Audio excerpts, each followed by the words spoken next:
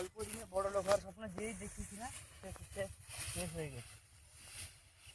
হ্যাঁ, ভগবান যাকে দিবে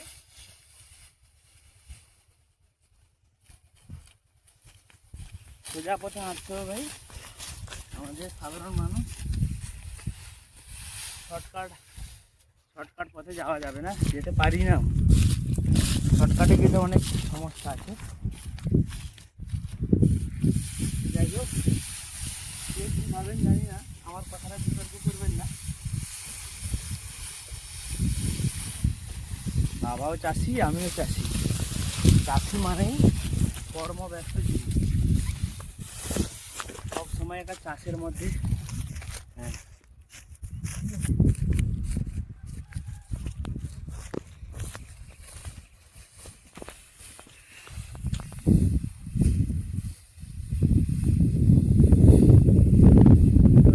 চাষ করতে গিয়ে অনেক বাধা বিপত্তির সঙ্গে আমরা পড়েছি। হ্যাঁ, বিশেষ করে আমি গত বছর ওই সামনে যে বাগানটা দেখা যাচ্ছে, ওই বাগানটার পাশে আমাদের একটা 10 কাঠা জমি আছে। ওই জমিতে কিন্তু আমাকে সাপ কেটেছিল। ঠিক আছে, ওই যে দেখা যাচ্ছে বাগানটা, গত বছর কিন্তু ওই বাগানের গায়ে আমাদের একটা 10 কাঠা জমি চাষ হয়েছিল। তো এদিকে দেখো, তো সেই চাষ জমিটা কিন্তু আমি কিন্তু সার প্রয়োগ করতে গেছিলাম। গাছ বড় হয়ে গেছে, গাছ ধরে এতটা উঁচু গাছ হয়ে গেছে, তো নিচে কি আছে দেখা যায়। সেই জন্য আমাকে পরিষ্কার করেছিল, যাকে কোবরা বাংলা কথা বলে, আর বাংলা আমরা গোখরো বলি, ইংরেজিতে কোবরা। ঠিক আছে, তো সেই কোবরা সাপ কেটেছিল আমার এখানে কেটেছিল।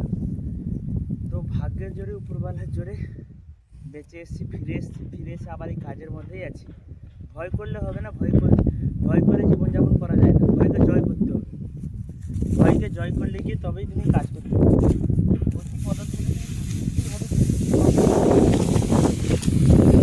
কাজের সঙ্গে যুক্ত থাকো।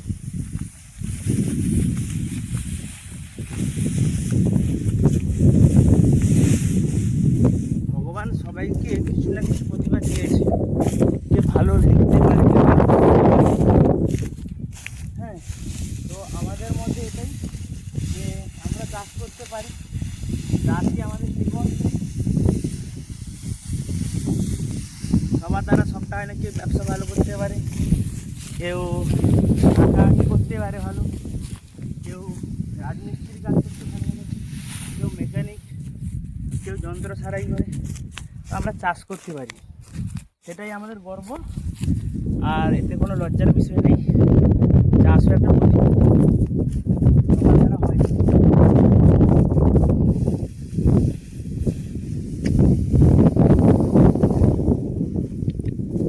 তো সেই জন্য বলি যে অল্প দিনে বড় কাজ দেখবেন না, কষ্ট করলে কেষ্ট পাবেন।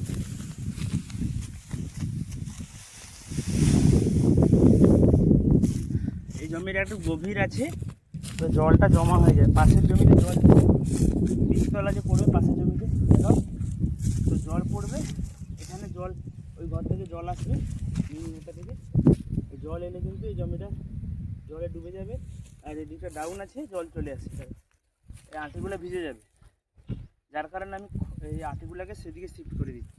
ঠিক আছে, তো অসংখ্য ধন্যবাদ সকলকে আমার ভিডিওটা দেখলেন। যারা দেখলেন ওনাদের অসংখ্য ধন্যবাদ।